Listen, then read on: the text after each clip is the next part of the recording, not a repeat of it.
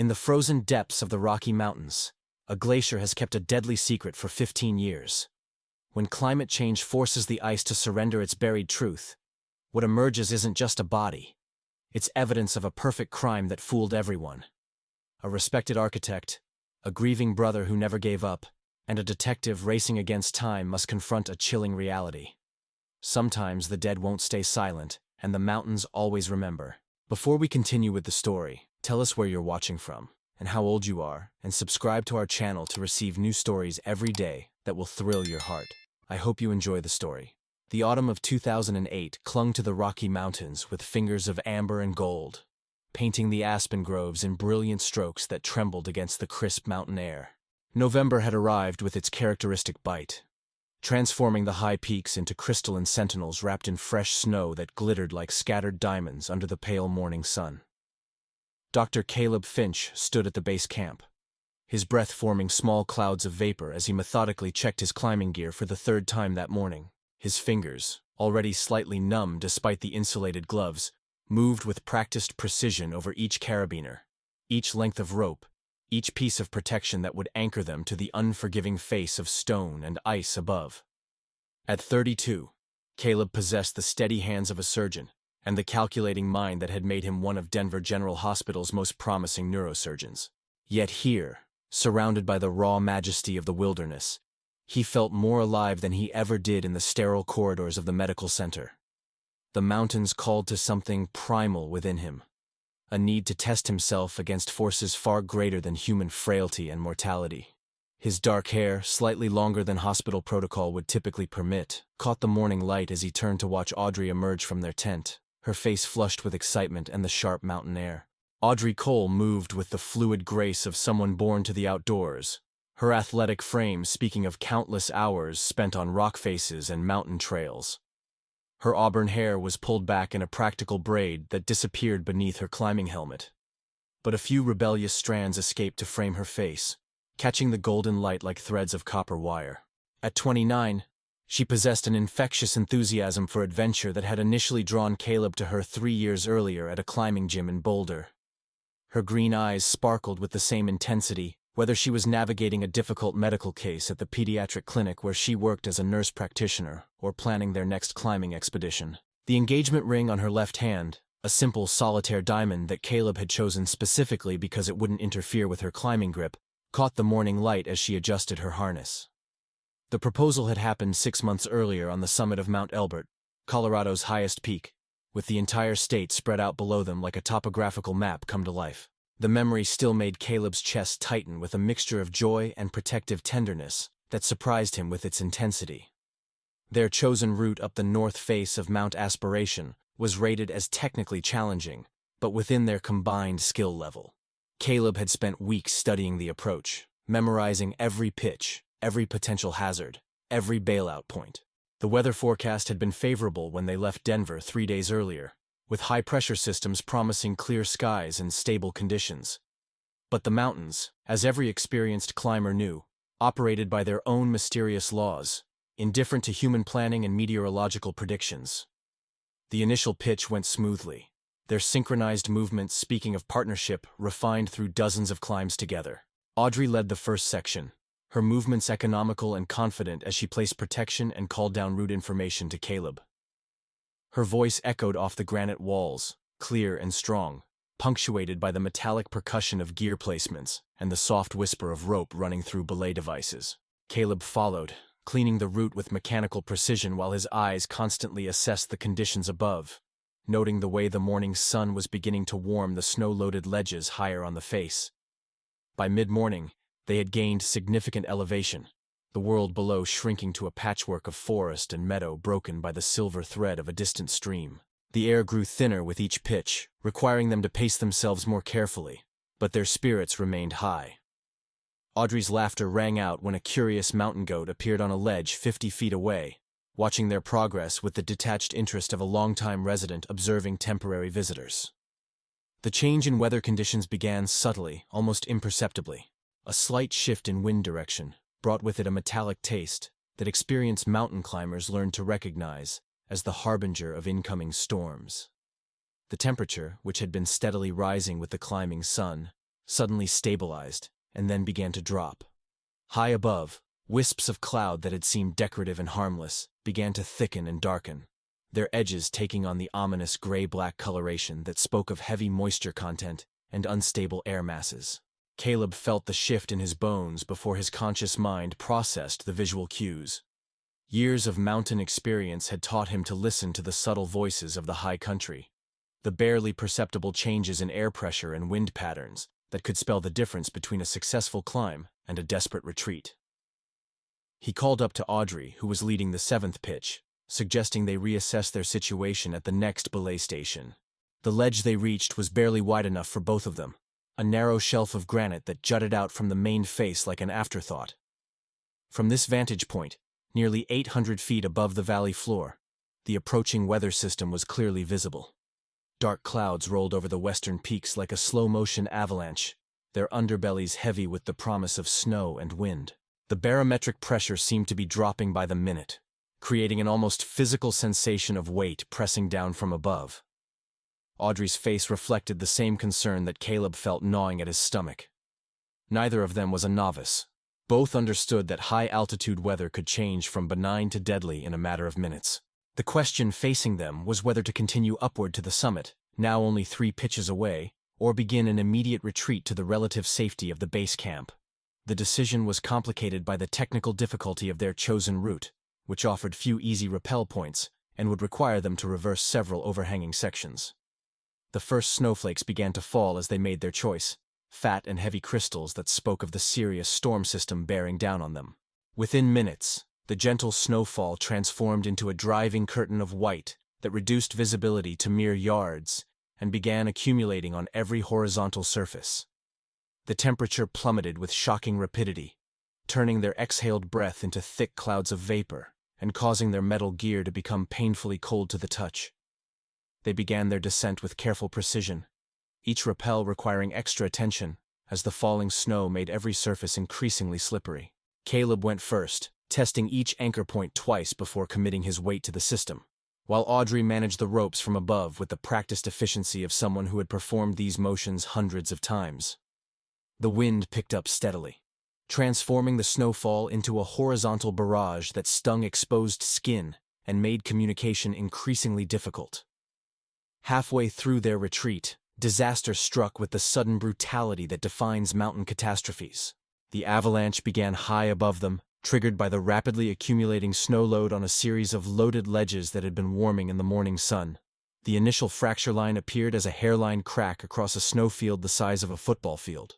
But within seconds, the entire slope was in motion, thousands of tons of snow and ice accelerating down the mountain face with the inexorable force of gravity.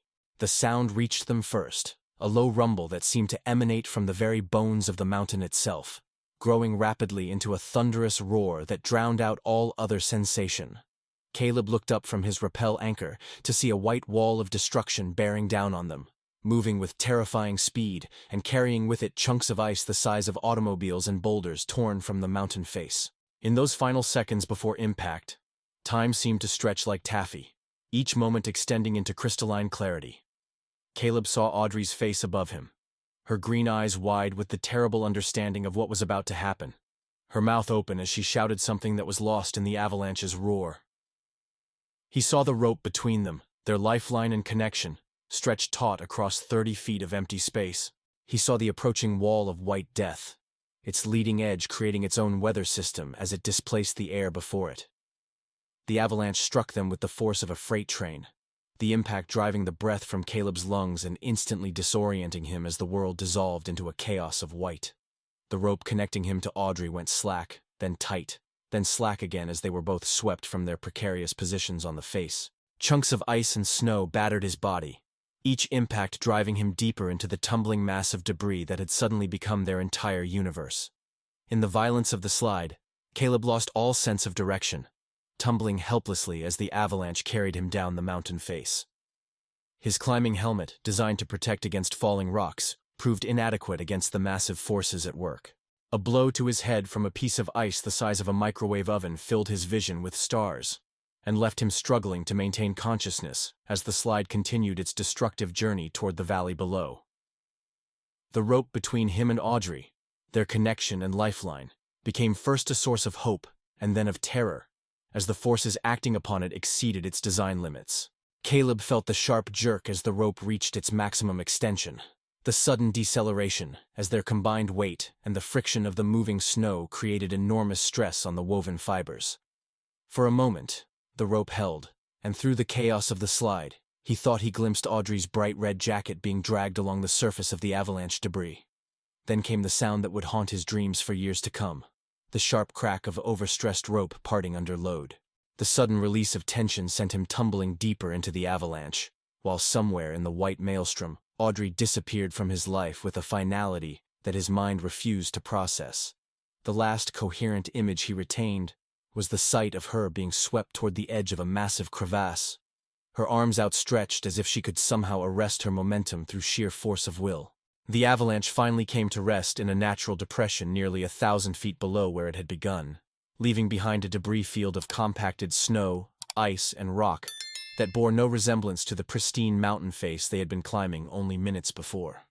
Caleb found himself partially buried in the deposit, his left leg trapped beneath a block of ice but otherwise miraculously intact. The sudden silence after the thunderous violence of the slide was almost as shocking as the avalanche itself, broken only by the whisper of settling snow and his own labored breathing.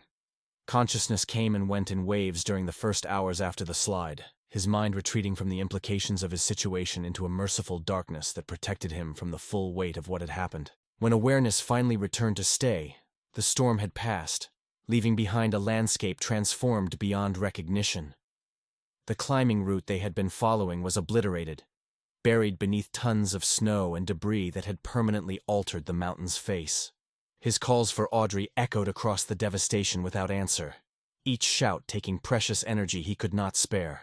The silence that answered him was complete and terrible, speaking of forces beyond human scale and the mountain's indifference to individual tragedy. As the hours passed and hypothermia began to set in, Caleb's shouts became weaker, more desperate, until finally his voice gave out entirely, and he could only lie in the snow, watching the first stars appear in the clearing sky above. The search and rescue teams found him 3 days later, guided by the emergency beacon from his climbing pack that had somehow survived the avalanche intact. By then, exposure and trauma had reduced him to a barely conscious figure wrapped in ice and snow, his lips blue with hypothermia and his mind cycling through fragmented memories of the disaster. The rescuers worked with practiced efficiency to extract him from his icy prison, their movements careful and deliberate as they assessed his injuries and prepared him for evacuation. The helicopter ride to the hospital passed in a haze of medical procedures and concerned voices, the steady thrum of rotors mixing with the electronic beeps of monitoring equipment. Caleb drifted in and out of consciousness, his mind unable to fully process the transition from the silent world of snow and ice to the bustling environment of emergency medicine. In his more lucid moments, he kept asking about Audrey, his voice a hoarse whisper that the medical team answered with professional compassion and carefully neutral expressions. The search for Audrey continued for another week, hampered by unstable snow conditions and the massive scale of the avalanche debris. Teams of experienced mountain rescuers probed the deposit with specialized equipment, their efforts coordinated from a command post established at the base of the mountain. Helicopter overflights mapped the debris field from above, looking for any sign of bright fabric or equipment that might indicate her location. But the mountain kept its secrets. The crevasse into which she had been swept proved to be part of a complex system of ice caves and hidden chambers that extended deep into the glacier's heart. The searchers found pieces of their climbing gear scattered across the debris field, fragments of rope and bent carabiners that told the story of forces beyond human comprehension. They found Audrey's helmet, cracked but still bearing the cheerful stickers she had collected from climbing areas around the world. They never found Audrey herself. After 2 weeks of intensive searching, the official operation was called off, though several of the searchers continued looking on their own time, driven by the haunting possibility that somewhere in the frozen labyrinth below, a miracle might still be waiting. The mountain rescue community was small and tight-knit, and the loss of one of their own struck deeply. Memorials appeared at climbing areas throughout the region, small shrines of flowers and gear left by fellow climbers, who understood the risks they all accepted every time they roped up and headed for the high places. For Caleb, recovering in the hospital with frostbitten fingers and a concussion that left him struggling with memory gaps and persistent headaches. The official end of the search marked the beginning of a different kind of descent. The physical injuries would heal, but the psychological trauma of losing Audrey ran deeper than broken bones or frostbite. Survivor's guilt settled over him like a heavy blanket, bringing with it questions that had no satisfactory answers and a weight of responsibility that threatened to crush him beneath its enormity. The story that emerged from his fractured recollections became the official record of the tragedy. Two experienced climbers caught in an unexpected avalanche, one swept away and lost, the other barely surviving through a combination of luck and the mountain's capricious mercy. It was a familiar tale in the climbing community, repeated with variations in mountain ranges around the world, a reminder of the thin line that separated adventure from disaster in the high places of the earth. 15 years had passed since the avalanche claimed Audrey Cole. Yet time had done nothing to diminish the sharp edge of suspicion that lived like a blade between Brandon Cole's ribs. Every morning, he woke to the same suffocating weight of unanswered questions, the same gnawing certainty that the official story was nothing more than an elaborate lie wrapped in the credibility of tragedy. While the rest of the world had moved on, accepting the mountain's cruel verdict and celebrating Caleb Finch's remarkable transformation from traumatized survivor to architectural visionary, Brandon remained frozen in that terrible November of 2008, unable to escape the gravitational pull of his sister's disappearance. Brandon's apartment in downtown Denver had become a shrine to obsession, though he would have bristled at the characterization. The spare bedroom, which should have housed visiting friends or served as a home office, instead contained what he privately called his investigation center. 3 large bulletin boards dominated the walls, their cork surfaces layered with photographs, newspaper clippings, topographical maps, and timelines connected by different colored strings that created a web of relationships and inconsistencies only he could decipher. The central board focused entirely on the events of that November day, featuring blown-up photographs of the avalanche site, weather reports from the period, and detailed climbing route descriptions annotated in his precise engineering handwriting. The left board tracked Caleb's life trajectory with the methodical attention of a financial analyst studying market trends. Magazine articles chronicling his rise in the architectural world were pinned alongside photographs taken from public events, each image scrutinized for tells that might reveal the man behind the carefully constructed public persona. Brandon had documented every major project Caleb had completed, from the award-winning sustainable housing development in Boulder to the innovative medical center design that had earned him national recognition. What others saw as inspiring success, Brandon interpreted as the fruits of guilt money, a man building monuments to distract from the foundation of lies his new life rested upon. The right board contained what Brandon considered the most damning evidence, though any objective observer might have dismissed it as the desperate grasping of a grieving brother. Here were the inconsistencies that kept him awake at night, the small discrepancies in official reports that everyone else seemed willing to overlook. Weather data that showed the storm system arriving 30 minutes earlier than Caleb claimed. Photographs of climbing gear recovered from the debris field that showed wear patterns inconsistent with a catastrophic avalanche. Testimony from other climbers who had been in the area that weekend, their accounts containing subtle contradictions to the official narrative that Brandon had highlighted in yellow marker.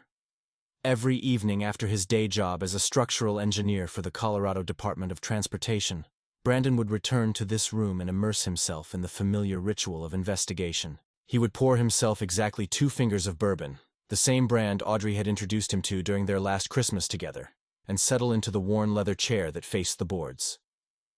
The whiskey was never about getting drunk. It was about creating the same mental state, the same relaxed focus that allowed patterns to emerge from chaos.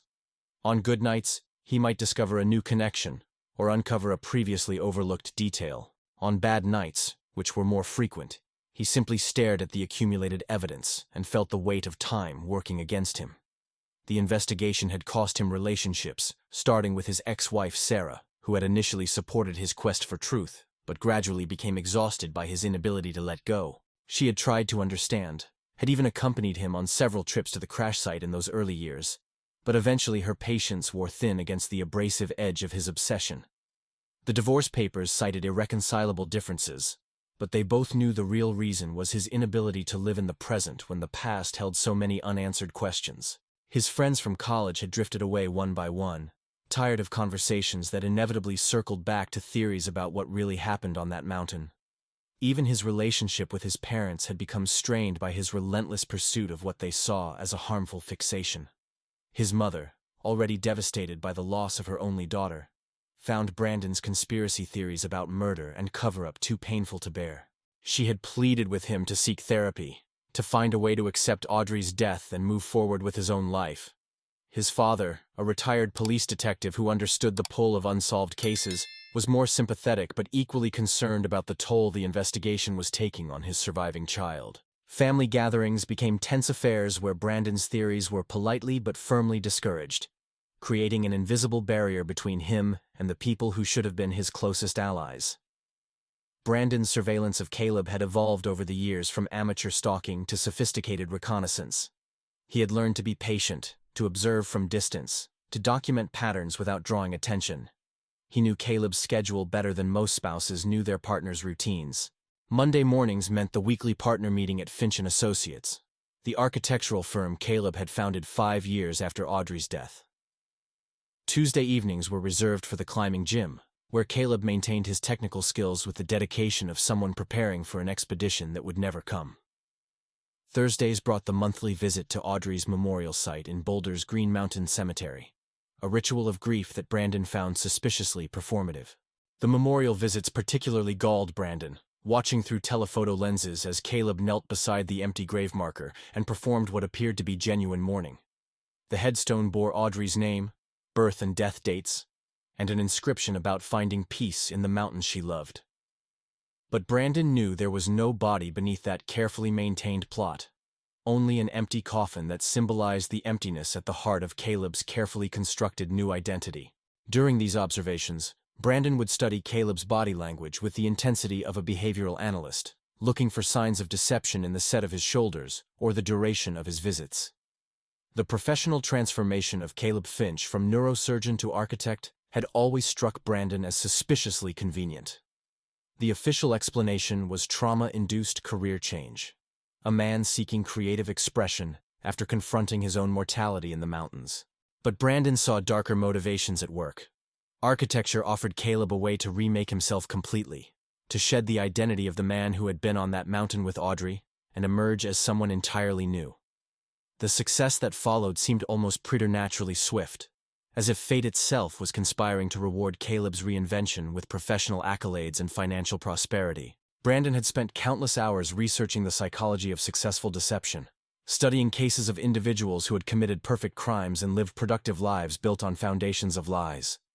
He learned about compartmentalization, the mental ability to separate different aspects of identity so completely that contradictions never created internal conflict. He studied the behavioral patterns of functional sociopaths who could simulate empathy and genuine emotion while remaining fundamentally disconnected from normal human conscience. Every characteristic he discovered seemed to fit Caleb's public persona like a precisely tailored suit. The few times their paths had crossed in public over the years, Brandon had watched Caleb with the focused intensity of a scientist observing a specimen. At Audrey's memorial service 5 years after her disappearance, he had noted how Caleb's grief seemed genuine, but somehow performed, as if he were playing a role he had rehearsed to perfection. During a chance encounter at a Denver restaurant 3 years later, Brandon had observed how Caleb's smile never quite reached his eyes when speaking about his new life and career. These moments of proximity were simultaneously tantalizing and frustrating, offering glimpses behind the carefully maintained facade while revealing nothing definitive. The case files Brandon had assembled over the years represented hundreds of hours of research and investigation. He had obtained copies of every official document related to the Avalanche through Freedom of Information Act requests and persistent badgering of government agencies. Police reports, search and rescue logs, weather service data, coroner's findings, insurance claim documents, all were scrutinized for inconsistencies and analyzed for hidden meanings. He had interviewed every member of the search team who was willing to talk, probing their memories for details that might have been overlooked or misinterpreted in the official record. One particularly promising lead had emerged from a conversation with Jake Morrison, a veteran mountain rescue specialist who had been part of the team that found Caleb. Morrison remembered something that had never made it into the official reports, a detail that seemed insignificant at the time but had bothered him in the years since. When they found Caleb, partially buried and hypothermic, he had been clutching something in his right hand so tightly that they had to pry his frozen fingers open to remove it. It was a piece of climbing hardware, a specialized anchor system, that Morrison didn't recognize as standard gear for the route they had been climbing. The piece had been logged as evidence and then returned to Caleb along with the rest of his personal effects. But Morrison remembered thinking it seemed out of place. Brandon had spent months trying to track down information about that piece of hardware, consulting with gear manufacturers and technical climbing experts to understand its purpose and origin. The device, when he finally identified it through old catalogs, was a prototype rescue anchor designed for extreme situations where traditional gear might fail. It was not commonly available to civilian climbers and had been developed primarily for military and professional rescue applications. The implications were tantalizing but ultimately unprovable. Why would Caleb have been carrying specialized rescue gear unless he had been planning for an emergency that required Audrey's elimination? The financial investigation had proven equally frustrating in its near completeness and ultimate inconclusiveness. Brandon had used his engineering background and natural analytical skills to trace money flows and asset transfers in the months following Audrey's death. Life insurance policies, shared assets, investment accounts, all had been transferred to Caleb's control with legal efficiency that spoke of careful advance planning. The amounts were significant but not excessive, enough to provide startup capital for a new career but not so much as to raise suspicions about motive. Audrey's modest inheritance from their grandmother, her half of their shared investment portfolio, even her collection of valuable climbing gear, all had become Caleb's property through the simple expedient of survival. What troubled Brandon most was the pattern of emotional distance that seemed to characterize all of Caleb's relationships since Audrey's death. The few women he had dated over the years reported similar experiences in online forums and social media posts that Brandon monitored religiously. They described a man who seemed emotionally available on the surface, but ultimately unreachable at deeper levels, as if some fundamental capacity for genuine connection had been severed, along with that climbing rope 15 years ago. One former girlfriend had written a blog post about dating someone with unresolved trauma, describing the frustrating experience of loving someone who seemed to be performing love rather than feeling it. Brandon's own romantic relationships had suffered under the weight of his investigation, creating a parallel between his life and Caleb's that he found deeply troubling. The difference, he told himself, was motivation. His isolation was the price of seeking justice, while Caleb's was the natural consequence of carrying a terrible secret. But in his more honest moments, usually late at night after too much bourbon and too many hours staring at those bulletin boards, Brandon wondered if his quest for truth was really just another form of running away from the pain of losing the most important person in his life. The memorial garden Caleb had funded at the base of Mount Aspiration served as a monument to either genuine love or elaborate deception, depending on one's perspective. Brandon had attended the dedication ceremony, standing at the back of the small crowd while Caleb spoke about Audrey's passion for the mountains and the importance of remembering those who died pursuing their dreams. The bronze plaque bore Audrey's name, and a quote about finding beauty in dangerous places, surrounded by native wildflowers that would bloom each spring in memory of her love for alpine environments.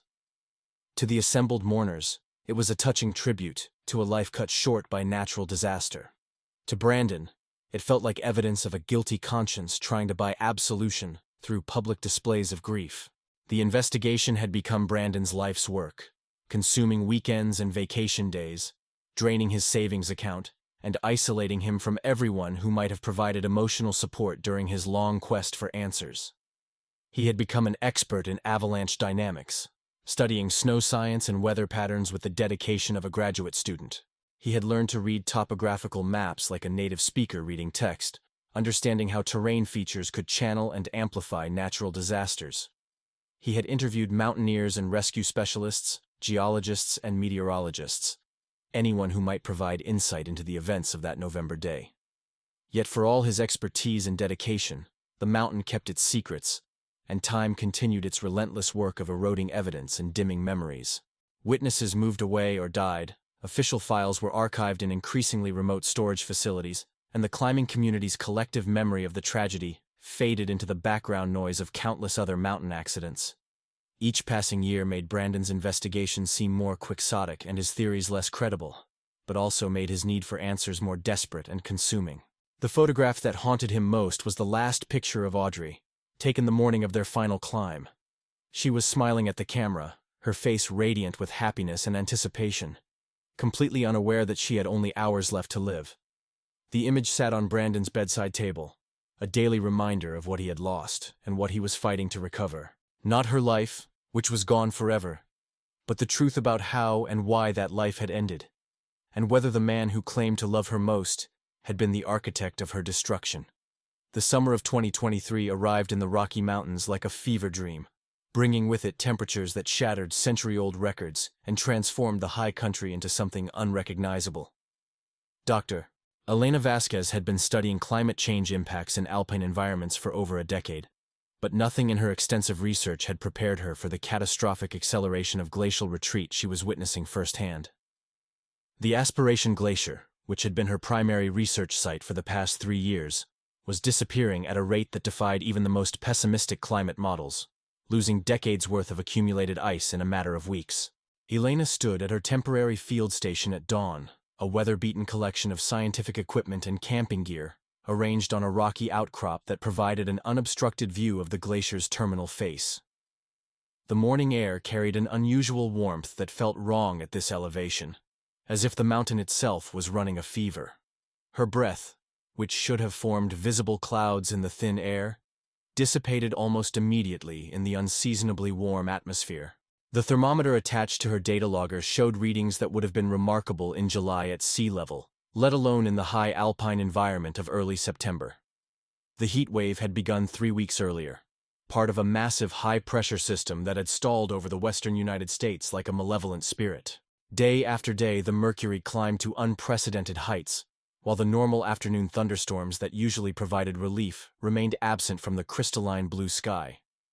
The glacier responded to this thermal assault with accelerating retreat, its ancient ice surrendering to gravity and heat with a constant symphony of cracks, groans, and thunderous collapses that echoed across the valley like artillery fire. Elena's instruments had been recording the glacier's death throes with scientific precision, documenting flow rates and temperature gradients that told the story of a frozen world in rapid collapse. Her seismic monitors registered constant low-level tremors as the ice mass adjusted to its changing structure, punctuated by major events when entire sections of the glacier face calved away and crashed into the debris-filled basin below. Each day brought new records for ice loss, new evidence of the climate emergency written in tons of melted water flowing down mountain streams that had swollen to dangerous torrents. The previous evening had brought the most dramatic collapse yet observed, a catastrophic failure that began when a section of ice the size of a city block suddenly detached from the glacier's main body. Elena had been completing her evening data collection when the mountain shook beneath her feet, with a violence that sent her sprawling onto the rocky ground. The sound that followed was beyond description, a primal roar that seemed to emerge from the Earth's very core as millions of tons of ice and rock thundered down the mountain face in a devastating avalanche. From her elevated position, Elena had watched in fascination and horror as the massive icefall swept away everything in its path, carving new channels through terrain that had remained unchanged for centuries. The debris cloud that rose from the impact site towered thousands of feet into the air, a billowing monument to the power of accelerating climate change. When the dust and ice crystals finally settled hours later, the landscape below had been transformed beyond recognition, revealing geology that had been hidden beneath the ice for millennia. Now, as the first light of dawn painted the devastation in shades of gold and amber, Elena prepared for her descent into the newly exposed terrain. Her scientific curiosity warred with an appropriate sense of caution as she checked and rechecked her safety equipment. The ice field below was a maze of unstable debris, hidden crevasses, and precariously balanced boulders that could shift without warning. Every step would need to be carefully considered, every handhold tested before committing her weight to the treacherous surface. Elena's climbing harness felt reassuringly familiar as she adjusted the various pieces of safety equipment that would hopefully keep her alive during the hazardous descent. Her helmet bore the scars of previous expeditions, small dents and scratches that told stories of falling rocks and close calls in dangerous terrain. The crampon points attached to her boots had been sharpened to surgical precision, designed to bite into ice and provide purchase on surfaces where a single slip could be fatal. Her pack contained emergency gear sufficient for an unplanned night on the mountain, along with the scientific instruments she would need to document whatever discoveries awaited in the debris field below. The descent began with a series of careful rappels down the rocky face that had been exposed by the glacier's retreat. The stone was dark and unfamiliar, having been hidden from sunlight for thousands of years, its surface polished smooth by the constant movement of ice and carved with striations that recorded the glacier's slow advance and retreat over geological time. Elena moved methodically from anchor point to anchor point, testing each placement twice before trusting her life to the hardware and rope that connected her to the cliff face. As she descended deeper into the newly revealed landscape, Elena began to notice anomalies in the ice and debris that caught her scientific attention. Scattered throughout the Avalanche deposit were objects that seemed distinctly out of place in the natural environment. A flash of artificial color here, the geometric lines of manufactured goods there, evidence of human presence in a place where few people had ever ventured. Her initial assumption was that these were pieces of climbing gear lost by mountaineers over the years, equipment that had been swallowed by the glacier and was now being returned to the surface by the accelerating ice retreat. The first significant discovery came as Elena worked her way across a relatively stable section of the debris field, using her ice axe to probe for hidden crevasses, while maintaining a constant awareness of the unstable ice towers that loomed overhead like frozen skyscrapers ready to collapse. A splash of bright red fabric caught her eye, partially buried beneath a boulder that had been carried down from the upper reaches of the glacier. The color was so vibrant and artificial against the natural tones of ice and stone that it seemed to glow with its own inner light. Elena approached the fabric with the careful attention of an archaeologist, uncovering a significant artifact, using her ice axe to carefully clear away the surrounding debris. As more of the material was revealed, she realized she was looking at a piece of high-quality outdoor clothing, the kind of technical fabric used in mountaineering gear designed for extreme conditions. The red material showed signs of prolonged exposure to ice and pressure, but the synthetic fibers had preserved remarkably well in the glacier's frozen embrace. Her pulse quickened as she continued excavating around the fabric, revealing more pieces of what was clearly climbing equipment. A crampon emerged from the ice, its metal points still sharp despite years of entombment. A section of climbing rope followed, the bright yellow kern mantle construction still recognizable despite being stretched and abraded by forces beyond imagination. Each artifact told a story of human ambition, meeting natural disaster, evidence of climbers who had challenged the mountain and lost. The full magnitude of her discovery became apparent when Elena cleared away a final section of debris and found herself staring at something that made her breath catch in her throat. Partially exposed beneath the ice and rock was the unmistakable outline of a human form, preserved in the glacier's embrace like an ancient mummy emerging from an Egyptian tomb. The body was positioned at an unnatural angle, arms outstretched as if reaching for something just beyond grasp, frozen in the final moments of a struggle against overwhelming forces. Elena's scientific training warred with a very human sense of horror and fascination as she processed what she was seeing. The preservation was remarkable, the cold temperatures and absence of oxygen having essentially mummified the remains in a state that would provide unprecedented information about the circumstances of death. The clothing, though damaged by the avalanche that had originally claimed this person, was still recognizable as high-end mountaineering gear from what appeared to be the early 2000s based on the style and color patterns. The realization that she was looking at the victim of a climbing accident, someone who had been missing for years and whose family had probably never received closure, struck Elena with unexpected emotional force. This wasn't just a scientific discovery or an interesting artifact of climate change impacts on alpine environments. This was someone's daughter, sister, wife, or mother. A person who had loved mountains enough to risk everything for the chance to stand on their summits, and who had paid the ultimate price for that passion. Elena's hands trembled slightly as she reached for her camera to document the discovery, the scientific protocols for archaeological finds warring with her awareness that she was photographing someone's final resting place. Each image she captured told part of the story, the position of the body suggesting a violent death, the scattered gear indicating the chaos of an avalanche or climbing accident. The glacier had become an unwitting morgue, preserving this tragedy in ice until the warming climate finally released its frozen testimony. As she worked to carefully expose more of the remains, Elena found additional pieces of equipment that helped paint a clearer picture of what had happened. A climbing helmet, cracked but still bearing manufacturer's stickers, and what appeared to be the faded remains of a name written in permanent marker.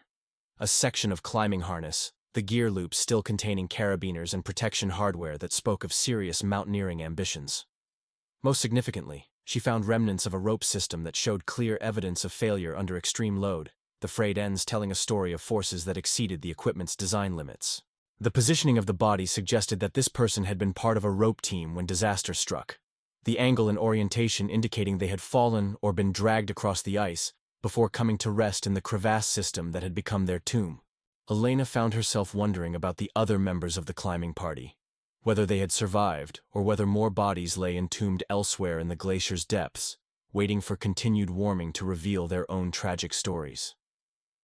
Elena's satellite phone crackled to life as she prepared to report her discovery to the authorities. The device's GPS coordinates automatically recording the exact location where 15 years of ice and snow had finally surrendered their secret. The conversation that followed would set in motion a complex chain of events involving coroner's investigations, family notifications, and forensic analysis that would ultimately reveal not just the identity of the victim, but potentially explosive evidence about the circumstances of their death. As she waited for the recovery team to make their way up the mountain, Elena found herself studying the scene with the eyes of both scientist and detective. Something about the distribution of gear and the position of the body seemed inconsistent with a simple avalanche death.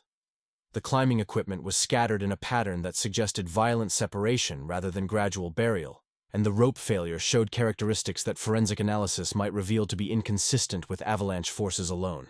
The mountain, which had kept its secrets locked in ice for over a decade, was finally beginning to tell its story as the warming climate stripped away the frozen barriers that had protected the truth. But Elena sensed that this discovery was only the beginning, that the retreating glacier might have more revelations waiting in its ancient depths. The evidence emerging from the ice would soon shatter carefully constructed lies and force a reckoning with a truth that someone had gone to great lengths to keep buried.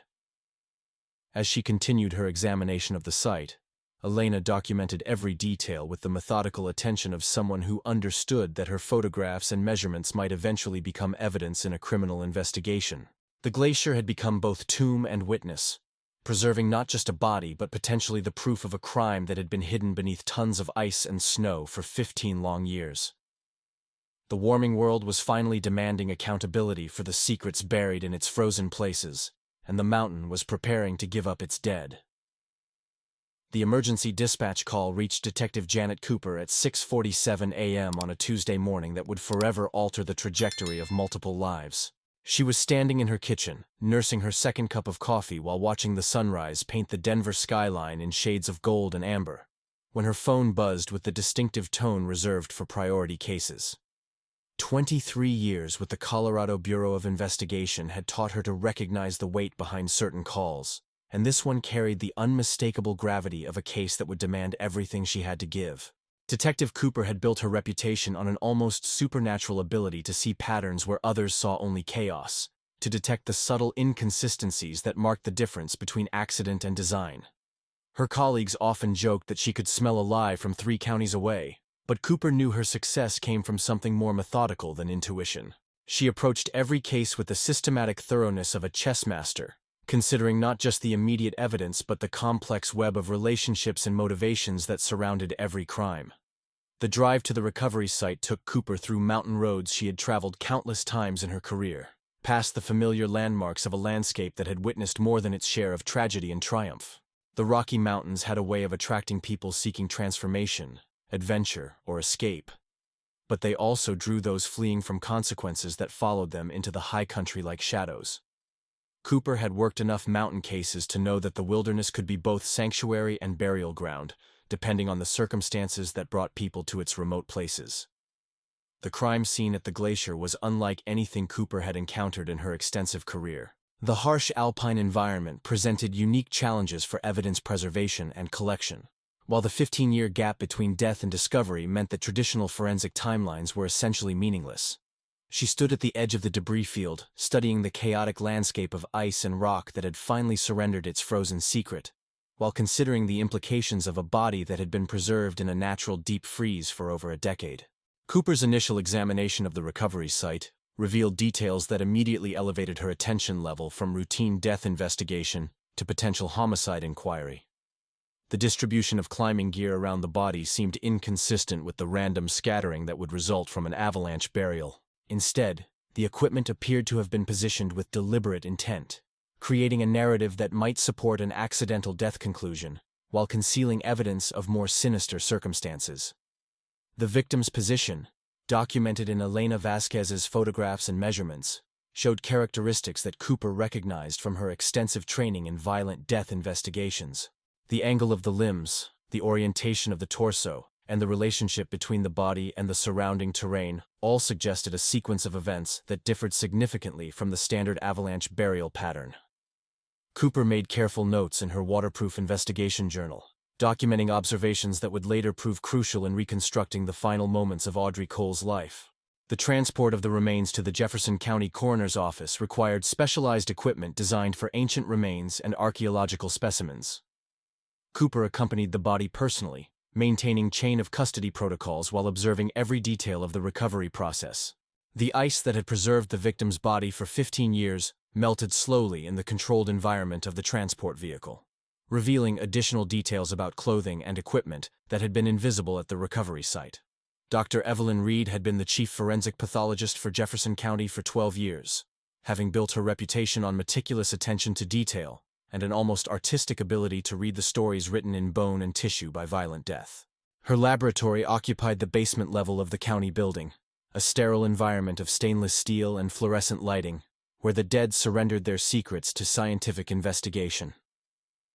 Reed approached every case with the reverence of someone who understood that her findings would either provide closure to grieving families or serve as the foundation for criminal prosecution.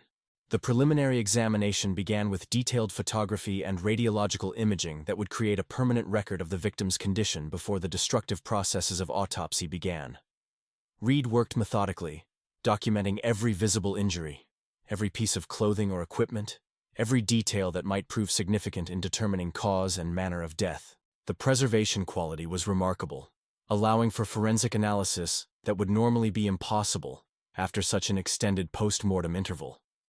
Reed's initial observations confirmed Cooper's suspicions that this death investigation would prove more complex than a simple mountain accident.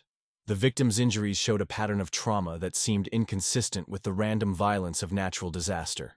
Instead of the expected constellation of fractures and soft tissue damage associated with avalanche burial, Reed found evidence of focused trauma that suggested deliberate infliction rather than accidental occurrence. The cranial examination revealed the most significant findings, though Reed approached this critical phase of the autopsy with the careful attention of a surgeon performing delicate brain surgery.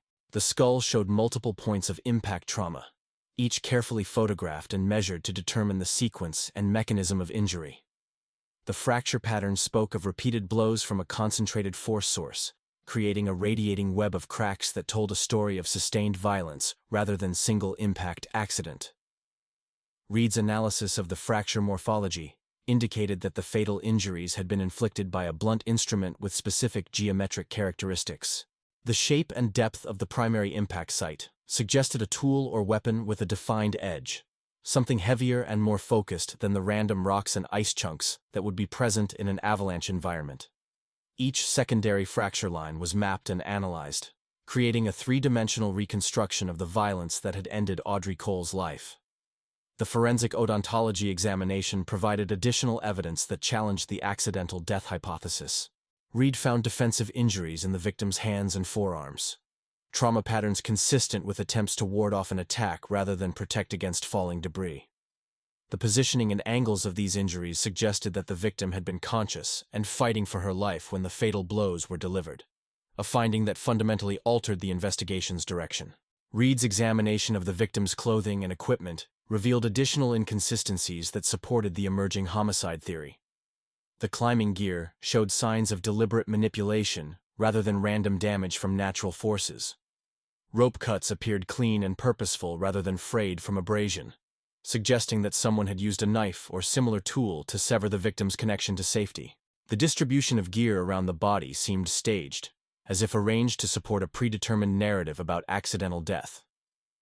The toxicology analysis, complicated by the extended preservation period, still managed to detect trace evidence of substances that had no legitimate presence in a high-altitude climbing environment. Reed found microscopic residues that suggested the victim had been exposed to chemical compounds commonly found in industrial cleaning supplies, materials that would be completely out of place on a mountain climbing expedition, but might indicate attempts to destroy evidence or alter the crime scene.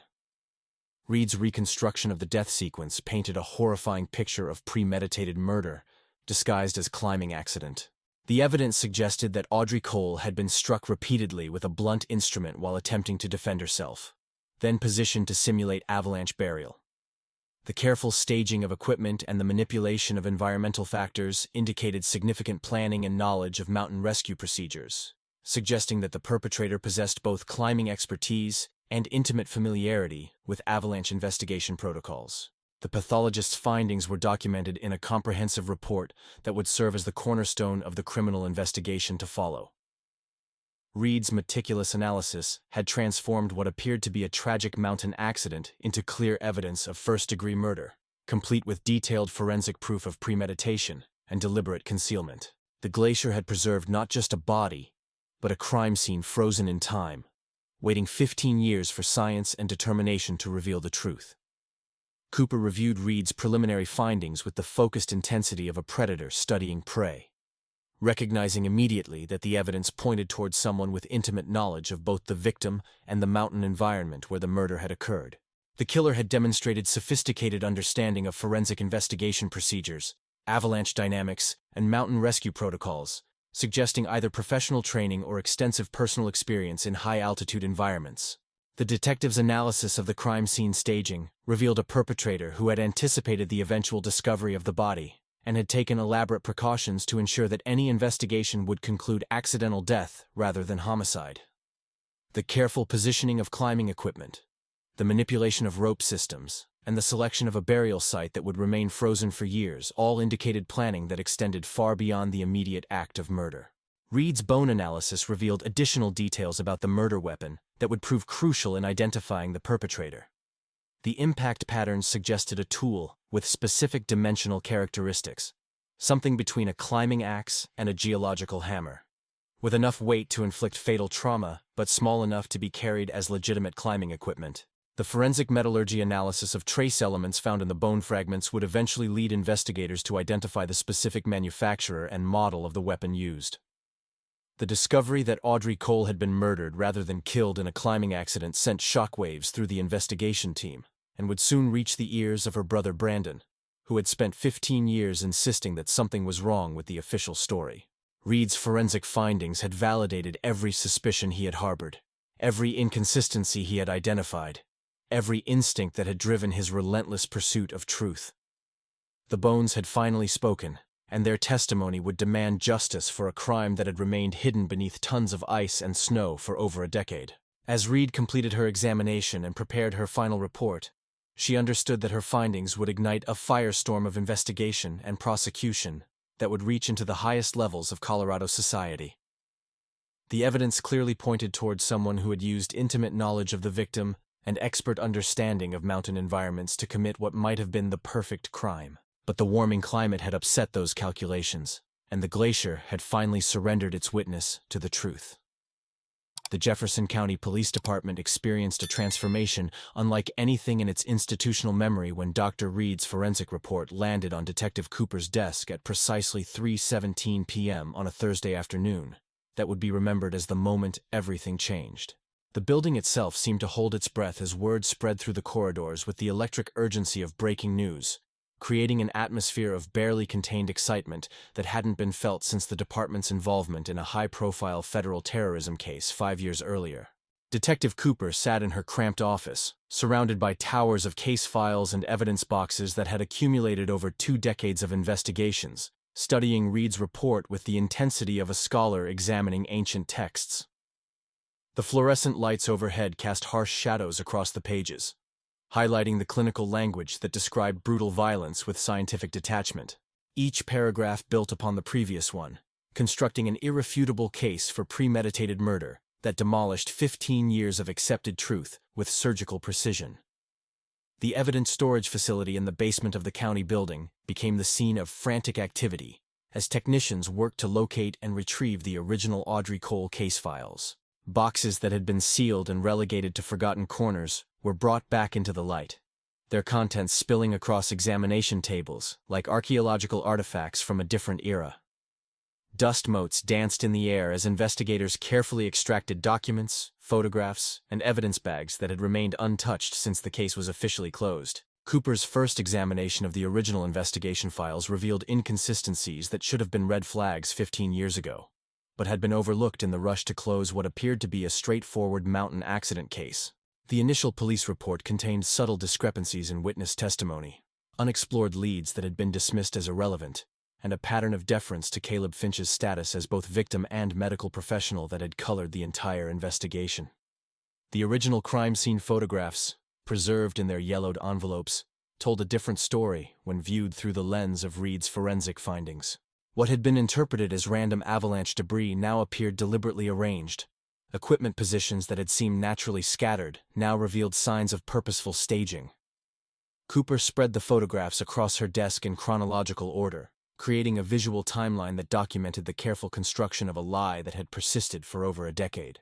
Caleb Finch's original witness statement, transcribed in the neat handwriting of a long-retired detective, read like a carefully rehearsed performance when scrutinized with fresh eyes. The narrative was almost too perfect, too detailed in some areas, and suspiciously vague in others, as if crafted by someone who understood how investigations worked and had tailored his story accordingly. Cooper highlighted inconsistencies in timeline and technical details that suggested extensive preparation rather than traumatic recollection. The surveillance assignment began immediately, with Detective Martinez tasked with establishing Caleb's current routines and documenting his activities, while Cooper prepared for what would undoubtedly be a complex and delicate interrogation. Martinez positioned himself across from the gleaming glass tower that housed Finch and Associates, observing through high-powered binoculars as the suspect went about his daily business, apparently unaware that his carefully constructed world was beginning to crumble. Caleb Finch's architectural firm occupied 3 floors of a prestigious downtown Denver office building, the kind of location that spoke of success and respectability, earned through years of professional achievement. The reception area was a monument to modern design sensibility, featuring clean lines, expensive materials, and carefully curated artwork that created an atmosphere of sophisticated creativity. Awards and recognition plaques lined the walls, telling the story of a man who had rebuilt his life from tragedy into triumph. Martinez watched through his surveillance equipment as Caleb moved through his office environment with the confident bearing of someone accustomed to respect and deference. His interactions with staff members appeared cordial and professional, his body language suggesting a man comfortable in positions of authority and control. But Martinez had been trained to look beyond surface appearances, and he noted subtle details that suggested underlying tension beneath the polished exterior. The background investigation into Caleb's post-2008 life revealed a pattern of relationships that supported the emerging psychological profile of a controlling personality who struggled with intimacy and commitment. Former girlfriends, contacted through careful investigative techniques, described similar experiences of initial charm, followed by increasingly possessive behavior that had ultimately driven them away. None had suspected him of violence, but several mentioned incidents that, in retrospect, suggested a capacity for explosive anger when challenged or rejected. Dr. Sarah Chen, a psychiatrist who had dated Caleb briefly 3 years after Audrey's death, agreed to speak with investigators after being assured of confidentiality protections. Her clinical training had made her particularly observant of behavioral patterns, and she described a man who seemed to perform emotions rather than experience them genuinely. Their relationship had ended abruptly when she confronted him about his inability to discuss his past, leading to an outburst of rage that had frightened her enough to avoid all future contact. The financial investigation revealed patterns of behavior that suggested someone living with constant awareness of potential scrutiny.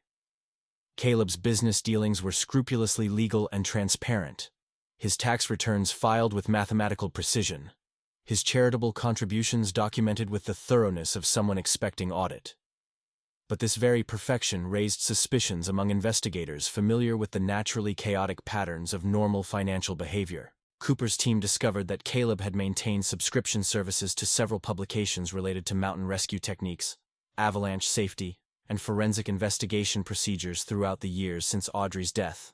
While such interest might be explained as trauma-related obsession with the circumstances that had claimed his fiancée, the timing and focus of his reading material suggested someone monitoring developments in investigative techniques that might eventually threaten his secret. The architectural projects that had made Caleb's reputation were studied for psychological insights into his character and mental state. Several prominent buildings bore his design signature, but Cooper noted that none included residential projects or spaces designed for intimate family life. His portfolio consisted entirely of commercial, institutional, and public structures, as if he had unconsciously avoided creating spaces where people might build the kind of close relationships he had destroyed on a mountain 15 years earlier. Employee interviews at Finch & Associates revealed a boss who was demanding but fair, creative but controlling, respected but not particularly liked on a personal level. Several staff members mentioned his practice of working late into the night, often remaining in the office until the early morning hours as if avoiding the solitude of his home. His assistant of 8 years described him as intensely private, never discussing his personal life or past experiences beyond the basic biographical information that was already public knowledge. The investigation into Audrey's final weeks alive proved to be the most revealing aspect of the background research. Friends and colleagues from the pediatric clinic where she had worked were finally ready to discuss concerns they had harbored at the time, but had dismissed as normal relationship stress. Several mentioned that Audrey had seemed increasingly withdrawn and anxious in the months before the climbing trip, as if wrestling with a difficult decision that was causing her significant emotional distress. Dr. Maria Santos, who had been Audrey's closest friend at the clinic, revealed information that cast the final climbing trip in an entirely different light. Audrey had confided that she was planning to end her engagement to Caleb, having realized that their relationship lacked the emotional depth and mutual respect she needed for marriage. The mountain trip was intended as a final romantic gesture, a chance for Caleb to change her mind. But she had made her decision and planned to have the difficult conversation during their time together in the wilderness. The revelation that Audrey had intended to break up with Caleb provided the missing piece of the motive puzzle that investigators needed to build their case. Cooper recognized the classic pattern of domestic violence escalation, where controlling individuals respond to rejection with increasingly desperate and violent behavior. The isolated mountain setting would have provided the perfect opportunity for someone to eliminate a problem that threatened their carefully constructed self-image. Medical records from Denver General Hospital revealed additional insights into Caleb's psychological state during his residency years. Several incident reports documented conflicts with colleagues and supervisors that suggested difficulty accepting criticism or challenges to his authority. A psychological evaluation conducted after one particularly serious altercation had noted concerning patterns of narcissistic behavior and poor impulse control under stress, but these warnings had been buried in personnel files and forgotten over time. The pattern of Caleb's behavior in the years immediately following Audrey's death showed signs of someone working to establish an alibi for his entire existence. His sudden career change from medicine to architecture, his carefully curated public image, his strategic involvement in charitable causes related to mountain safety, all suggested a calculated effort to create a new identity that would deflect suspicion and garner public sympathy. He had transformed himself from potential suspect into community hero, using his status as a tragic survivor to shield himself from investigation. Cooper's analysis of the social media activity surrounding the 15-year anniversary of Audrey's death revealed particularly damning evidence of Caleb's psychological state. His memorial posts were crafted with the precision of marketing campaigns, designed to evoke maximum emotional response while positioning himself as the grieving partner who had channeled his loss into positive community impact. But forensic analysis of the metadata revealed that these apparently spontaneous tributes had been drafted weeks in advance and scheduled for automatic posting. The investigation team's reconstruction of the original mountain rescue operation revealed additional evidence of Caleb's manipulation of the situation. His condition when found, while genuinely life-threatening, showed signs of deliberate exposure that suggested he had remained at the scene longer than necessary to ensure that his story would be believed. The positioning of his body and equipment when discovered was consistent with someone who had staged his own rescue to support his version of events. Brandon Cole's extensive research files, finally taken seriously by law enforcement, provided a roadmap of inconsistencies that had been accumulating for 15 years. His obsessive documentation of Caleb's behavior patterns, financial transactions, and public statements created a comprehensive portrait of a man living under the constant stress of maintaining an elaborate deception. Brandon's photographs and surveillance logs would prove invaluable in establishing patterns of behavior that supported the prosecution's case. The psychological profile that emerged from all this research painted a picture of a narcissistic individual whose self-image was threatened by Audrey's planned rejection. The mountain setting had provided both opportunity and cover, allowing him to eliminate the source of his humiliation, while creating a narrative that positioned him as victim rather than perpetrator. His subsequent success and public recognition had been built on the foundation of this lie, making the eventual exposure even more devastating to his carefully constructed identity. As the investigation team prepared for Caleb's arrest and interrogation, Cooper reflected on the meticulous planning that had gone into both the original crime and its cover-up. This was not an impulsive act of violence, but a calculated murder carried out by someone who understood how investigations worked and how to manipulate physical evidence to support a false narrative. The warming climate had been the only factor Caleb could not control or predict, and it had finally brought his carefully buried secret back to the surface where justice could finally be served. The morning of October 15, 2023, arrived with the crisp clarity that only autumn in Colorado could deliver, the kind of day that seemed to promise resolution after weeks of building tension. Detective Janet Cooper stood at her office window, watching the first rays of sunlight paint the Rocky Mountains in shades of gold and amber, while mentally rehearsing the confrontation that would either validate 15 years of investigation or shatter the case she had been building with painstaking precision. Her reflection in the glass showed a woman who had aged visibly during the intense weeks since Audrey Cole's body emerged from the glacier. The stress of the investigation etched in the lines around her eyes and the set of her jaw. The phone call to Caleb Finch's office had been deliberately casual, almost routine in its phrasing. Cooper's assistant had contacted Finch & Associates with a polite request for Mr. Finch to come in for a brief follow-up interview regarding the recent discovery of remains on Mount Aspiration. The tone suggested administrative necessity rather than criminal investigation, designed to avoid triggering the flight response that might accompany more direct approaches. The appointment was scheduled for 2 p.m., giving Cooper and her team time to prepare the interrogation room and review their strategy one final time. Interrogation room 3 had been chosen specifically for its psychological impact on subjects unaccustomed to the criminal justice system. The windowless space featured harsh fluorescent lighting that cast unflattering shadows, institutional green walls that seemed to absorb hope, and furniture that was deliberately uncomfortable for extended periods. A single table occupied the center of the room, flanked by metal chairs that squeaked with every movement, creating an atmosphere designed to promote anxiety and encourage confession through environmental pressure alone. Cooper arranged the evidence materials with the precision of a surgeon preparing for a complex operation. Each document and photograph positioned to maximize psychological impact when revealed at the appropriate moment. The forensic photographs of Audrey's skull injuries were placed face down in a manila folder, waiting to deliver their devastating testimony when the moment was right. Dr. Reed's autopsy report lay beneath the crime scene photographs, its clinical language documenting the brutal reality behind 15 years of carefully constructed lies. The recovered ice axe, sealed in its evidence bag and bearing traces of DNA that would prove crucial to the prosecution's case, occupied a place of honor on the evidence table. The tool showed signs of modification that suggested deliberate adaptation for purposes beyond its intended mountaineering function. Alterations that spoke of premeditation and planning that extended far beyond the moment of violence. Cooper had studied every scratch and dent on the weapon's surface, understanding that this piece of metal would serve as the physical link between Caleb Finch and Audrey Cole's murder.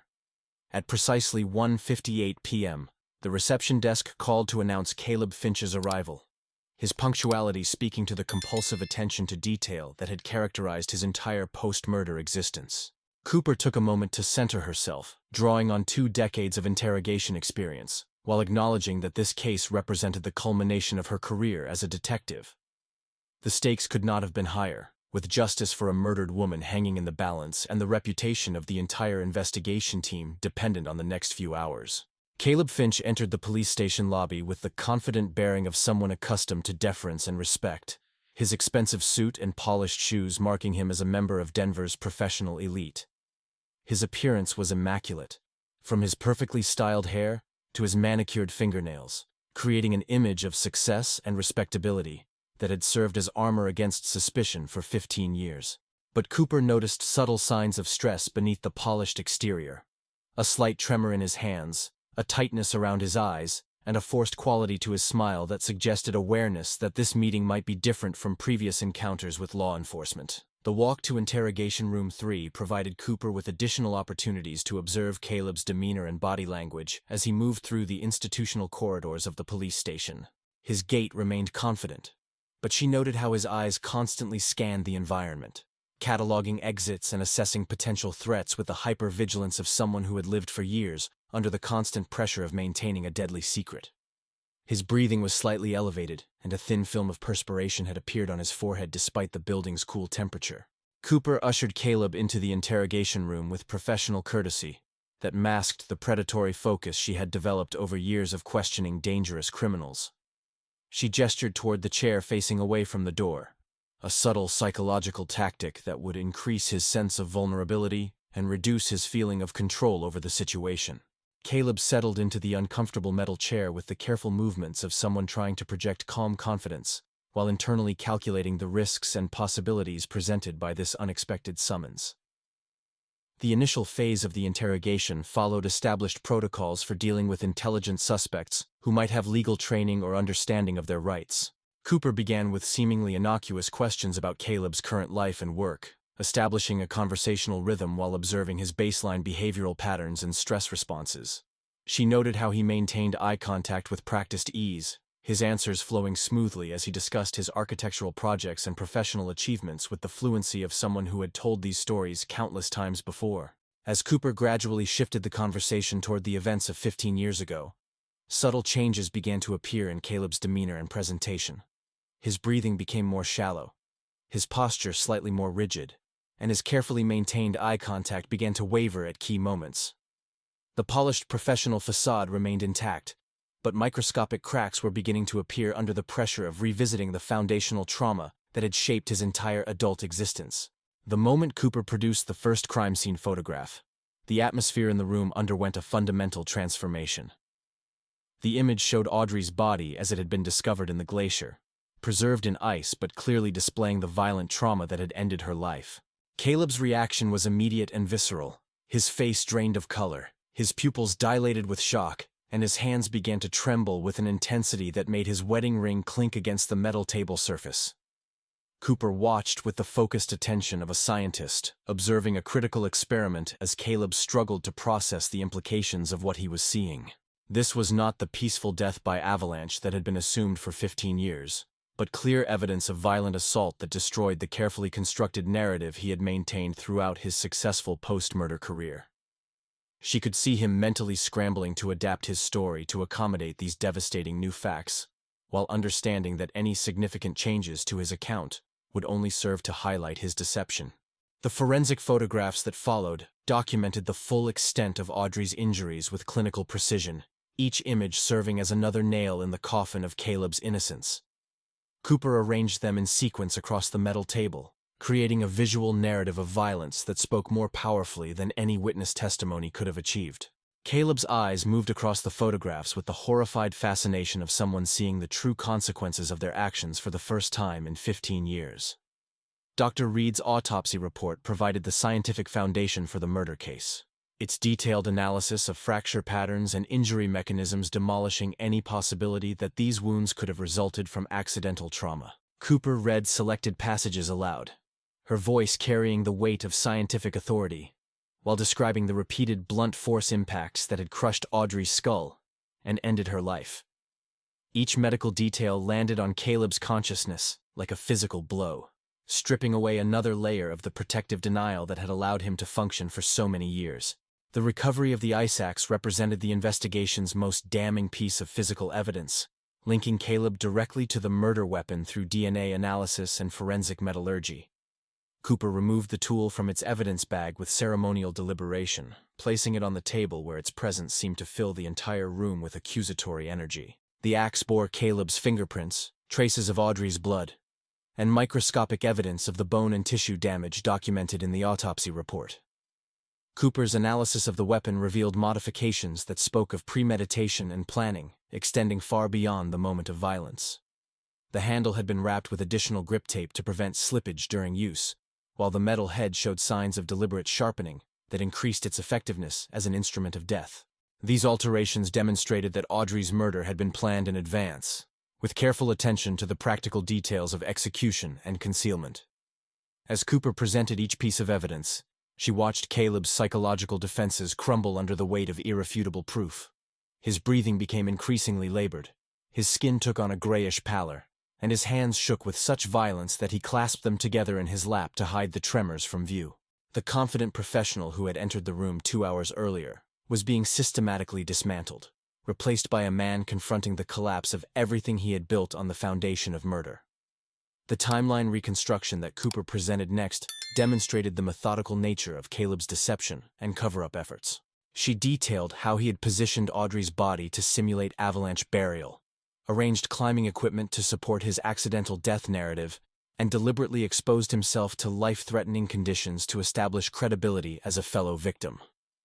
Each element of his plan was dissected and exposed, revealing the calculating intelligence that had nearly achieved the perfect crime. The psychological analysis of Caleb's behavior patterns over the past 15 years provided additional evidence of guilt and conscious deception. Cooper described his carefully curated public image, his strategic career change, his pattern of controlling relationships, and his obsessive monitoring of developments in forensic investigation techniques. She painted a picture of a man living under constant pressure, always aware that discovery might be just one scientific breakthrough away.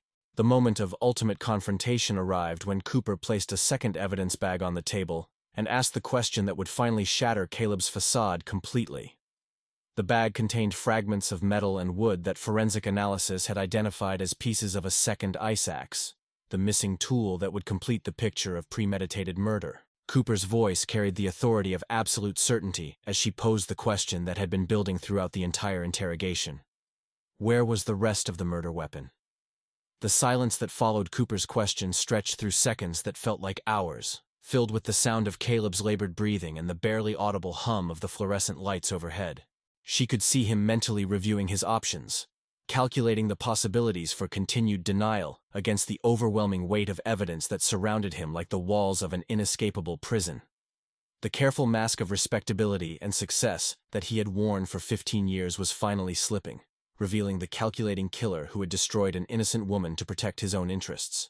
Caleb's physical collapse began with small signs that gradually accelerated into complete psychological breakdown. His carefully maintained posture crumbled as his shoulders sagged under the weight of exposure.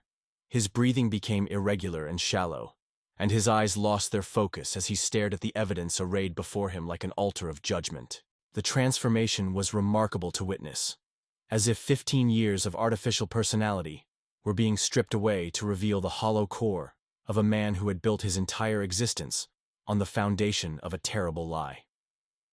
The final moments of the interrogation were marked by Caleb's complete surrender to the inevitable. Cooper could see in his eyes the moment when he understood that the mountain had finally given up its secrets, that the glacier's retreat had exposed not just Audrey's body, but the entire carefully constructed fiction of his innocence. The warming climate that he could never have anticipated had become his ultimate undoing, melting away the frozen barrier that had protected his secret for over a decade. As Caleb's facade crumbled completely, Cooper felt the satisfaction of justice finally being served for a victim who had waited 15 years in an icy tomb for the truth to emerge. The confrontation had stripped away every defense, every lie, every carefully constructed element of the identity that had allowed a murderer to live as a respected member of society, while his victim remained frozen in time, waiting for science and determination to reveal the circumstances of her violent death. The silence that followed Detective Cooper's final question hung in the interrogation room like a physical presence, dense and suffocating in its completeness. Caleb Finch sat motionless in his metal chair, his hands clasped so tightly in his lap that his knuckles had turned white with the strain, while his eyes remained fixed on a point somewhere beyond the institutional green walls that surrounded them. The transformation from confident professional to cornered animal was complete. Yet instead of capitulation, his response was something far more unsettling. Absolute, impenetrable silence that spoke louder than any confession could have achieved. Cooper studied Caleb's face with the practiced attention of someone who had spent decades reading the subtle tells of guilt and deception. His pupils remained dilated with stress, his breathing shallow and irregular, while a thin film of perspiration had appeared on his forehead, despite the cool temperature of the room. Every physiological indicator pointed toward a man in the grip of overwhelming psychological pressure, yet his lips remained sealed with the determination of someone who understood that silence was his final line of defense against the machinery of justice that was grinding inexorably toward him. The detective's attempts to break through Caleb's wall of silence took on an almost ritualistic quality as the hours passed. She presented evidence, posed questions, offered opportunities for explanation or mitigation, but each approach met with the same stone-faced refusal to engage. Caleb's eyes would occasionally flicker toward the photographs of Audrey's injuries or the recovered ice axe, revealing the emotional impact of confronting the physical evidence of his crime. But his mouth remained firmly closed in a display of will that was both impressive and deeply disturbing. Cooper's team observed the interrogation through the one-way mirror, their frustration growing as it became clear that Caleb had made a calculated decision to remain silent regardless of the evidence arrayed against him. Detective Martinez shifted restlessly in his chair, his hands clenched into fists as he watched the man who had murdered Audrey Cole maintain his stubborn refusal to provide the closure that her family deserved. The prosecutor assigned to the case, District Attorney Helen Morrison, studied Caleb's behavior with the clinical attention of someone assessing whether they had enough evidence to proceed without a confession. The legal team's analysis of the evidence was overwhelmingly positive despite Caleb's silence. Dr. Reed's forensic findings provided irrefutable proof of murder. The recovered ice axe linked him directly to the crime, and the pattern of deception over 15 years established clear consciousness of guilt. Morrison's experience with high-profile murder cases had taught her that silence could sometimes be more damaging to a defendant than a poorly crafted confession, as juries often interpreted refusal to explain as evidence of guilt rather than exercise of constitutional rights. The preparation of arrest warrants began even as the interrogation continued, with Cooper's team working to ensure that every legal requirement was met with meticulous precision. The charges would be severe: first-degree murder, evidence tampering, filing false police reports, and insurance fraud, each carrying significant penalties that would effectively end Caleb's life as a free man. The warrant paperwork was completed with careful attention to detail, understanding that any procedural errors could provide grounds for appeal or dismissal in a case that had already waited 15 years for resolution. Meanwhile, in his downtown office, events were unfolding that would soon render all these legal preparations meaningless. Rebecca Thornton, Caleb's business partner, and the woman who had shared his life for the past 3 years, received a phone call that would change everything. Her hands trembled as she listened to Caleb's carefully controlled voice, explaining that circumstances had developed requiring immediate and decisive action. The conversation was brief, coded, and conducted with the awareness that electronic communications might already be under surveillance by law enforcement agencies. Rebecca's response to Caleb's emergency signal demonstrated the depth of planning that had gone into preparing for this eventuality. She moved through their shared apartment with practiced efficiency, retrieving documents and materials that had been strategically positioned for rapid evacuation. A safety deposit box key led her to a cache of emergency funds and false identification documents that spoke of preparation extending back years, as if Caleb had always known that this day might eventually arrive. The financial liquidation that followed was executed with the precision of a military operation, utilizing pre-established banking relationships and legal loopholes that allowed for rapid asset conversion without triggering automatic reporting requirements. Accounts that had been carefully structured across multiple institutions were drained simultaneously, their contents converted to untraceable cryptocurrency and precious metals that could be transported without detection. The architectural firm that had been Caleb's life's work was effectively dissolved in a matter of hours, its assets transferred to shell corporations that would make recovery virtually impossible. Cooper's team remained unaware of these parallel activities as they focused on the immediate task of building their case and securing the arrest warrant. The detective's frustration with Caleb's continued silence was tempered by her professional satisfaction at having finally uncovered the truth about Audrey Cole's murder. She studied the accumulated evidence with the pride of someone who had solved a puzzle that had confounded investigators for over a decade, understanding that Caleb's refusal to confess was merely a final act of defiance that could not alter the fundamental reality of his guilt. The judge who signed the arrest warrant did so with the solemnity appropriate to a case that had captured public attention and represented a significant victory for the criminal justice system. Judge Patricia Williams had presided over countless murder cases during her 20-year career, but the circumstances surrounding Audrey Cole's death were unique in their combination of environmental preservation, scientific detection, and prolonged deception. Her signature on the legal documents represented the formal transition from investigation to prosecution, the moment when society would finally demand accountability for a crime that had remained hidden beneath tons of ice and snow. The tactical team assigned to execute the arrest warrant approached Caleb's apartment building with the careful preparation of soldiers entering hostile territory. Their intelligence briefings had emphasized that the suspect was intelligent, potentially desperate, and likely to have planned for the possibility of discovery. The building's security systems were quietly disabled, surveillance cameras were monitored for any sign of unusual activity, and escape routes were covered by officers positioned at strategic locations throughout the surrounding neighborhood. The discovery that Caleb's apartment was empty came as a shock that reverberated through the entire investigation team. The space had been methodically cleared of personal belongings, with only furniture and generic decorations remaining to suggest that anyone had ever lived there. The emptiness felt deliberate and mocking, as if Caleb had known exactly when the authorities would arrive and had timed his departure to maximize the psychological impact of his absence on the officers who came to arrest him. Cooper's reaction to news of Caleb's escape was a mixture of professional frustration and personal rage that she struggled to control.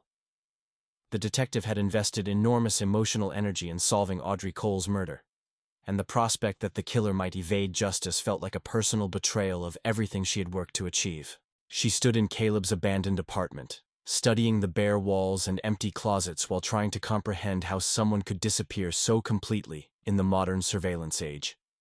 The airport alerts that were immediately issued revealed the sophistication of Caleb's escape plan. No one matching his description or using his known identification had passed through security checkpoints at Denver International Airport, Colorado Springs, or any of the regional facilities that might have provided access to international flights. The investigation team realized they were dealing with someone who had anticipated this moment and prepared accordingly, possibly maintaining alternate identities and travel documents that would allow him to cross borders without triggering law enforcement databases. Rebecca Thornton's disappearance was discovered simultaneously, her absence from the architectural firm raising immediate questions about whether she had been an accomplice or another victim.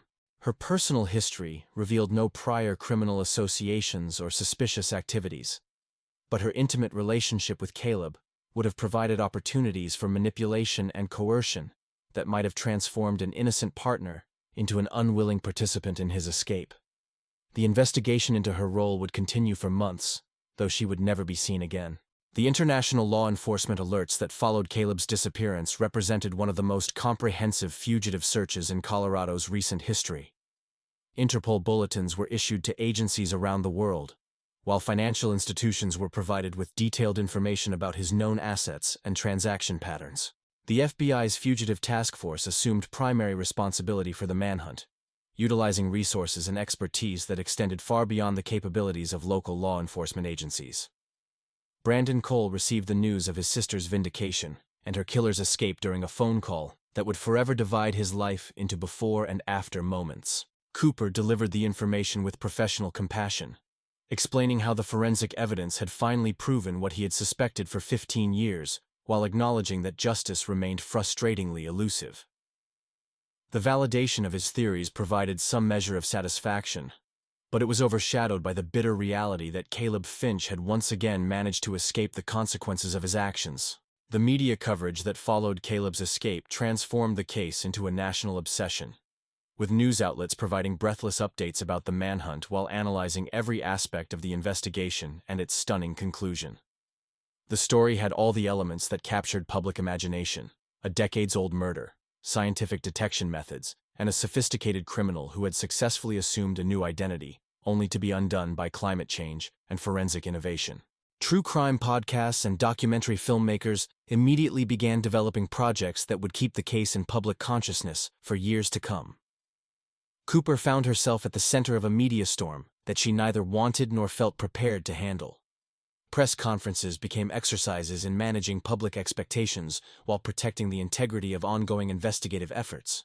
She struggled to explain how someone could disappear so completely in an age of digital surveillance and global connectivity, while defending the investigation's methods and timeline against critics who questioned why Caleb's escape had not been anticipated and prevented. The financial investigation that followed revealed the stunning scope of Caleb's preparation for this eventuality. Forensic accountants discovered a network of offshore accounts, shell corporations, and cryptocurrency transactions that suggested planning extending back to the early years following Audrey's murder. The resources he had accumulated through his architectural success had been systematically converted into forms that would allow for rapid liquidation and untraceable transfer, creating a war chest that could fund a comfortable lifestyle in any country that did not extradite suspects to the United States. The psychological analysis of Caleb's behavior patterns provided insights into the mind of someone who had lived for 15 years, with the constant awareness that discovery might be imminent. His entire post-murder existence had been constructed as an elaborate performance designed to deflect suspicion, while preparing for the possibility of eventual exposure. The careful cultivation of his public image, his strategic career choices, and his relationship patterns all served dual purposes of establishing credibility while maintaining the flexibility necessary for rapid escape. The impact on the architectural community was profound, as colleagues and clients struggled to reconcile their memories of a respected professional with the reality of his criminal history. Projects bearing Caleb's design signature were suddenly viewed through the lens of their creator's guilt, while the firm he had built over 15 years faced inevitable dissolution and bankruptcy.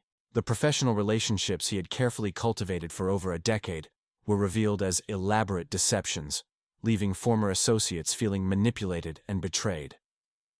The case files that documented Caleb's escape filled several storage boxes, creating a comprehensive record of how a methodical killer had successfully evaded justice, despite overwhelming evidence of his guilt. Cooper studied these materials with the obsessive attention of someone trying to understand how the system had failed, searching for lessons that might prevent similar escapes in future cases. The investigation had been technically successful in solving the murder, but its practical failure to secure the killer's punishment represented a bitter victory that would haunt everyone involved. The international search for Caleb Finch would continue for years, with periodic updates and false leads that kept hope alive while gradually fading from public attention. He had become a modern phantom, someone who had successfully disappeared into the global underground of fugitives and false identities. The warming climate that had exposed his crime had also, paradoxically, provided him with the final escape route from the justice that had seemed so certain just hours before his planned arrest. Cooper's career would be forever defined by the case that had revealed the truth but failed to deliver justice, a professional achievement that felt incomplete and frustrating. She would continue searching for Caleb Finch until her retirement, driven by a personal commitment to Audrey Cole's memory, and a professional obligation to complete what had begun as the perfect crime and ended as the perfect escape. We want to hear your opinion about this thrilling story. What do you think will happen with them? Tell us your name, where you are watching from. Don't forget to like and subscribe to the channel so you don't miss the new stories coming up. See you next time.